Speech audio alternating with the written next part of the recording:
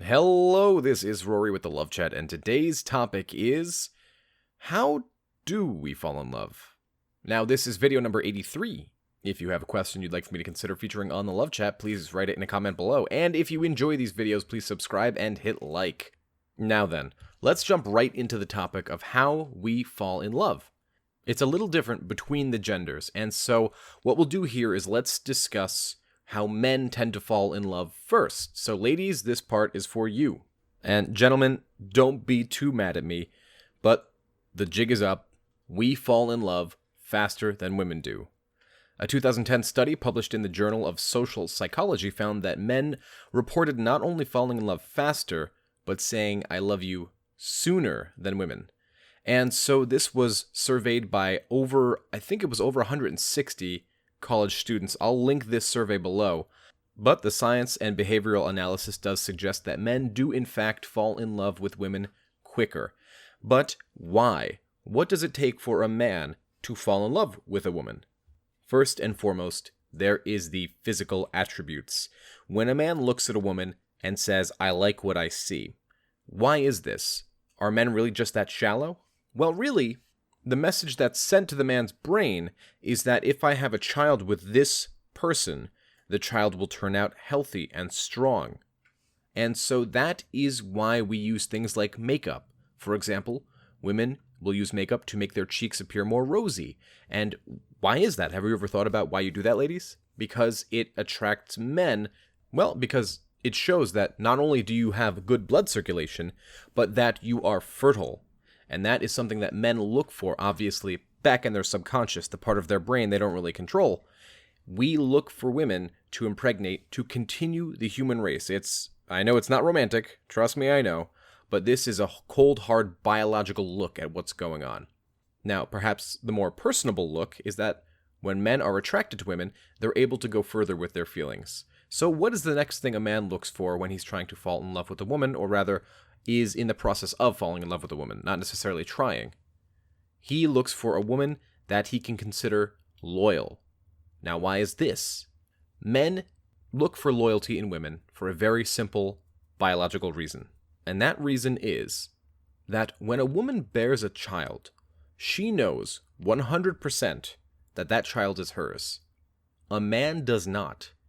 And so loyalty is kind of built into men if you think about it. We want to know that the child we have and that we're taking care of is actually ours. And so again, that's more to do with the subconscious rather than the conscious mind. Now, when men are dating women, some of the qualities that they look for that allow them to feel in love and the feelings of love are, like we said, loyalty, physical attraction, humor. Men tend to enjoy women who are funny. And most of all, what really gets men's testosterone going, which is one of the main key components of a man feeling in love, is when a woman validates him and makes him feel manly. And trust me, I know there's a couple of eye rolls going on somewhere on YouTube right now, but I don't make up these rules. You want to think about all the feel-good chemicals that we're being flooded with when we're going through this time. There is oxytocin, norepinephrine, testosterone for men, dopamine, which is something that we all go through. It is a cocktail that is designed to attach us to our partner. And for women, when you're really trying to make a man fall in love, one of the things that you want to do, sorry guys, I have to be a good coach here and tell you guys the truth. One of the things you want to do is really make men work before things lead to the bedroom. Now, why is that? Well, men have a chemical in their brain called vasopressin, which is extremely similar to oxytocin, which is sort of the system of attachment that we use when we're falling in love. And vasopressin builds up over time and is released during an orgasm.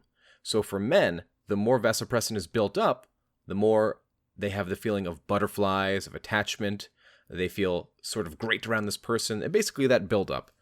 Now, you might be thinking to yourself, but then wouldn't the key here be never to have sex? Well, after time, it does the opposite effect. And so what can be said is you don't want to be so hasty to jump into the bedroom, because both science and behavior analysis suggest that waiting to get to the bedroom will create a more happy, more fulfilled relationship where men are more inclined to stay. Now, women, I gave you the scoop on men. Men, it's time for you to learn about women. Now, women play the slow game of love because while they are working with a lot of the same chemicals, they use them in different quantities, they use them in different ways in their bodies, and certainly one of the biggest things for women is feeling safe and protected, but not necessarily having their partner or potential partner solve their problems.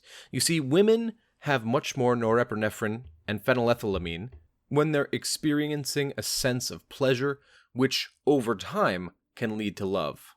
However, the number one chemical is oxytocin, because women produce way more of it than men do. And the number one time that they produce it the most is during sex.